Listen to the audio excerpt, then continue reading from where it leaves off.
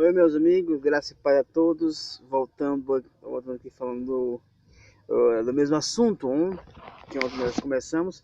Ontem nós começamos a falar sobre o edifício, ou como o nome do título, onde escolheu o lugar ali virei, que era o propósito, a construção da casa onde Deus construiria um lugar. E quando ele escolheu esse lugar, as pessoas deveriam ir até aquele lugar para congregar-se naquele lugar. Explicamos, falamos. Usamos o Levítico 26, 10, 11, 12, com comparação tem Hebreus 8, 13, Isaías 7, 13, Deuteronômio 12, versículo 5, 11, Filipenses 2, 9, 10 e Efésios 1, 9, 10. Também teve Crônicas 17 e também teve Crônicas, 2 Crônicas 6, 6, 18.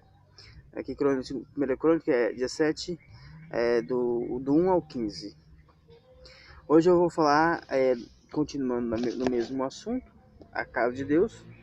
Hoje eu vou colocar aqui, onde eu expliquei que Deus prometeu que Davi não ia construir um santuário, mas o nascimento dele ia construir um santuário para Deus.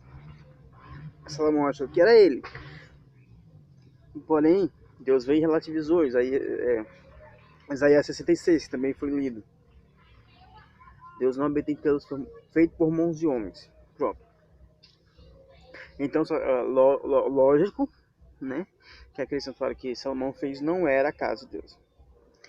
Então, as profecias continuam. E o que está dizendo aqui, ó? Agora vamos para Zacarias 6 e versículo 12. Ele fala: E fala-lhe dizendo, assim fala e diz o Senhor dos Exércitos: Eis que aqui o homem cujo nome é Renovo, ele voltará do seu lugar e edificará o templo do Senhor. Ele mesmo edificará o templo do Senhor e levará a glória, e assentar-se-á e dominará no seu trono, e será sacerdote no seu trono, e conselho de paz haverá entre ambos. Para nós que já compreendemos o Novo Testamento, isso aqui é bem claro.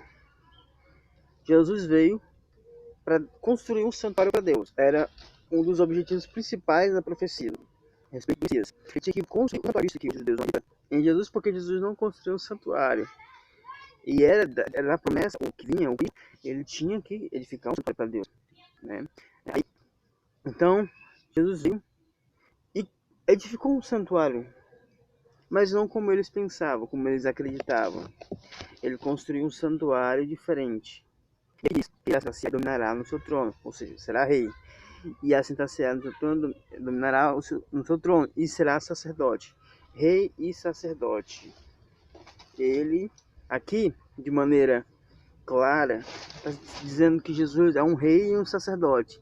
E quando olhamos no Novo Testamento, isso se assemelha a Melquisedeque, que lá atrás foi posto como era o mesmo, essa mesma função, essa mesma autoridade, era rei e sacerdote. Vamos ler aqui para contextualizar. Veja só, aqui é Salmos 10, que diz o seguinte, 110, é? Disse o Senhor, meu Senhor, assenta-te à minha direita, mão direita, até que ponham teus inimigos por esse cabelo dos teus pés. O Senhor enviará o centro da tua fortaleza desde Sião, dizendo, domina no meio dos teus inimigos. O teu povo se apresentará voluntariamente no dia do teu poder, com santo ornamento, como vindo do próprio seio da alva. Será o vale da tua mocidade. Jurou o Senhor, e não se arrependerá. Tu és sacerdote segundo a ordem de Melquisedeque. O Senhor à tua direita ferirá os reis no dia da sua ira. Julgará entre as nações e encherá de cadáveres. Ferirá os cabeças de grande terra, pelo caminho assentar-se-á no ribeiro, e prosseguirá de cabeça erguida. A essa profecia foi dada, direcionada integralmente ao Messias. E aqui ele promete que Jesus tinha que ser um sacerdote, à semelhança de Melquisedeque. Se a promessa é para que haja um sacerdote segundo a ordem de Melquisedeque, e sabemos que na história não tinha não tinha um sacerdócio até lá, aquele período, porque naquele período só tinha sacerdócio levítico. Então surge a semelhança, não é o mesmo, é a semelhança de Melquisedeque, porque Jesus, como já foi dito, ele veio da tribo de Judá. E sobre o escritor hebreus fala isso. E sobre a tribo de Judá nunca se falou sobre sacerdote. Isso o escritor hebreus fala no Hebreus 7, 13 e 14. Nunca se falou de sacerdócio de outra tribo, muito menos de Judá. Jesus procede de Judá e nele se estabelece um novo sacerdócio, né? Ele, como sacerdote, ele executa um papel de sacerdócio. O sacerdote ele tem que mediar as causas de Deus para os homens e dos homens para Deus. É assim que o sacerdote faz. Ele vai prestar o culto, mata o animal para perdão do povo. Um sacerdote comum mata para se perdoar primeiro e depois mata o animal para perdoar o povo. E ele faz isso fora do arraial, fora da cidade. É o que o escritor aos Hebreus fala. Por isso foi necessário Jesus morrer fora da porta, fora de Israel. Morreu no Gólgota, né? Empendurado no madeiro. Quando ele morreu, ele matou as inimizades nele. Matou a velha criatura, matou tudo aquilo que chamamos de velha criatura. As pessoas pensam que é simplesmente o Adão. Outros pensam que Cristo matou simplesmente a lei. E outros simplesmente o pecado.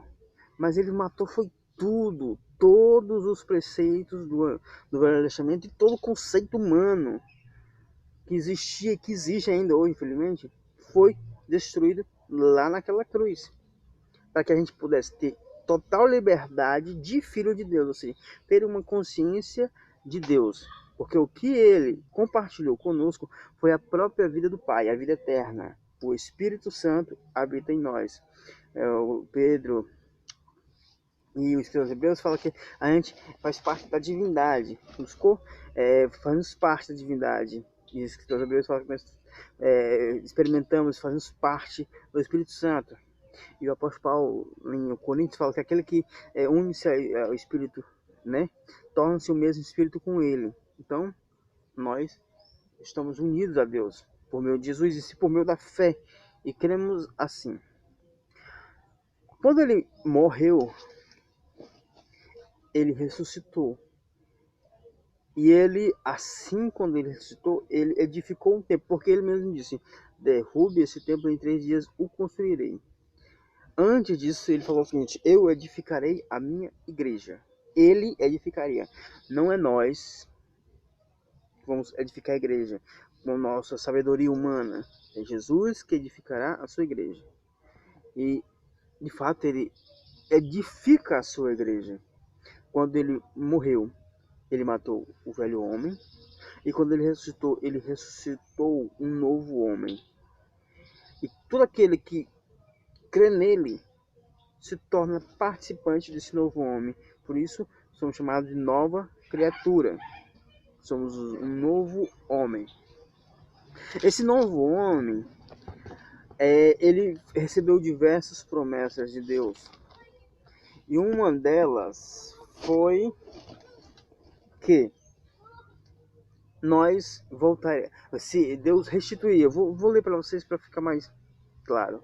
Aqui no versículo 26 de capítulo 1 de Isaías, diz o seguinte, ó. E te restituirei os teus juízes como era dantes, e os teus conselheiros como antigamente, e então chamará cidade de justiça, cidade fiel. Sião será remida com juízo, e os que voltar para ela com justiça. Certo? Então, o que quer dizer isso? Deus iria restituir os juízes. Em Israel ainda não existem juízes. Mas quando Cristo ressuscitou, Deus concedeu para todo aquele que crê a mesma natureza de Cristo. E todos nós nos tornamos juízes. Jesus usa uma expressão bem simples do Velho Testamento, é o seguinte: vós sois deuses e vós outros sois filhos do Altíssimo. Aí essa expressão era usada para os juízes da época. E, certo? De acordo com os estudiosos, Dizem que essa pessoa era levada para os juízes da época. E ele fala a respeito dele. Aquele que o Pai santificou e enviou, vocês diz que blasfema, né? Ele fala isso. Enviou e santificou. A mesma coisa que Cristo diz, é que eu vos envio. A minha palavra que santifica lá em João, capítulo 16, 17, do 15 em diante, ele já começa a falar sobre isso, né? Que ele nos santificou e nos enviou ao mundo. Então, essa mesma natureza recebemos nós somos os juízes, ou deveríamos ser. O que é o papel do juiz do Antigo Testamento? Não era reis, era pessoas que Deus escolhia para guiar o seu povo. É o que hoje nós chamamos de pastores, mestres, bispos, diáconos e tudo mais. Mas essas qualificações são colocadas como títulos de autoridade. Só que no Velho Testamento isso não é uma autoridade, mas alguém que era levantado no meio do povo, que as pessoas chamavam assim, como foi lá no Atos dos Apóstolos, capítulo 2, se não estou enganado, que foi selecionado os diáconos. O povo selecionou pessoas que eram cheias do Espírito Santo para servir. Da mesma forma, você vê no Velho Testamento pessoas que foram escolhidas pelo povo para encabeçar muitas guerras, liderar o povo. Ele ia na frente, eram pessoas valentes. A semelhança daqueles, nós fomos levantados hoje para ser esses juízes. Por isso o Paulo usa a expressão, ele usa a expressão de juízo, vocês tendo causa uns contra os outros, levar a juízes ímpios. Acaso não há nenhum sábio entre vós que possa julgar essas coisas? Vocês não sabem que vocês irão julgar anjos? Quanto mais as mínimas coisas desta vida. Ou seja, o que ele quer dizer com isso? Nós somos juízes e devemos exercitarmos essa função. É função, não é título, não é uma autoridade. É algo que nós exercitamos pela cabeça. Jesus é que tem toda a autoridade no céu e na terra. Isso é claro. Nós somos membros dele. Uma mão não faz nada se estiver separado do corpo. O que manda a minha mão mexer assim é minha cabeça. Ou seja, a minha mão por si só não tem autoridade nenhuma. Ou seja, ela apenas executa uma função que o meu cérebro ordena. Da mesma forma, no corpo de Cristo. Nenhum que é chamado para ser pastor, bispo ou qualquer coisa não é uma autoridade. Ela é uma função para que a obra de Cristo seja revelada ao mundo. É isso que muitas pessoas não compreendem. E quando você observa nas pregações de muitos, dizem: não, nós temos que ser cabeça e não cauda. Quando eles pregam isso, eles estão estabelecendo que eles são cabeça. E nós sabemos que existe só um cabeça, só existe só um mestre, um só Senhor, que é Jesus. Quando coloca outra cabeça, ele está querendo competir com Cristo. Isso ele se torna o quê? Um anticristo. Que anticristo não é simplesmente uma pessoa que é contra Cristo, mas é alguém que quer substituí-lo também. Que é a expressão no grego, eu vi tem esses dois significados. Tanto como no sentido hoje é simplesmente de ser contra, mas também lá que significava substituir, quer usurpar o lugar que não é dele. Paulo reclama muito isso com os crentes lá de Coríntios. A boca reclamar com a orelha reclamar com a boca, porque eu não sou isso, porque eu não sou aquilo outro. Cada um esteja inteiramente seguro em seu próprio ânimo, em sua própria função. Cada um vai responder de acordo com o que é a Deus. Então, se você está numa posição, é porque Deus te colocou nessa posição. E assim funciona a casa de Deus. A casa de Deus não é um edifício, como eu já disse, não é um edifício feito por mãos de homem, é pessoas que foram chamadas por Deus para executar a vontade de Deus. Dessa maneira, a gente precisa compreender quais são as nossas funções. É porque eu não sou muito a favor de instituições, porque nas instituições, as pessoas ficam presas, elas são acorrentadas, elas não têm liberdade de filhos de Deus para executar a vontade de Deus. Ela não tem liberdade para, tipo, Deus fala ao seu coração, coloca no seu coração um desejo por fazer alguma coisa. Por exemplo, compartilhar com o necessitado algum bem, ou compartilhar o evangelho com pessoas, se reunir em casas, ou fazer qualquer outra coisa. Muitas das vezes as lideranças, os cabeças, proíbem os seus membros de executar tais funções, porque eles têm que ficar supervisionando aquela obra. Caso contrário, vai viver tipo uma rebelião. Eles pensam tudo nisso, que isso é o que impede a obra de Deus se desenvolver. Muitas igrejas estão lotadas, mas não tem a obra de Deus. A obra de Deus está manifesta e revelada. Está apenas uma instituição muito bem organizada, muito bonita, muito tudo no seu lugarzinho, porém aquele que deveria estar não está, porque a organização substitui o Espírito Santo. O seu conselho individual que vai fazer a obra, a comissão, a operação, as luzes, tudo mais, tudo mais, disso. Estou dizendo que as pessoas estão substituindo o Espírito Santo por essas coisas, para motivar as pessoas a ficar naquele ambiente. As pessoas têm que estar mais confortável. É legal, não discordo. Porém, quando a pessoa coloca dessa maneira, de maneira tão viva, de assim, substituindo a autoridade do Espírito Santo como cabeça, aí as pessoas começam a morrer. Porque todo aquele que não está unido a Cristo começa a morrer, mesmo que esteja perfeitamente exteriormente.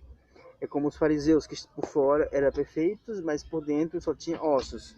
No Evangelho, você não importa o que você está por fora, o importante é como você está dentro. Se você está dentro legal, a sua obra de justiça vai resplandecer de maneira exemplar.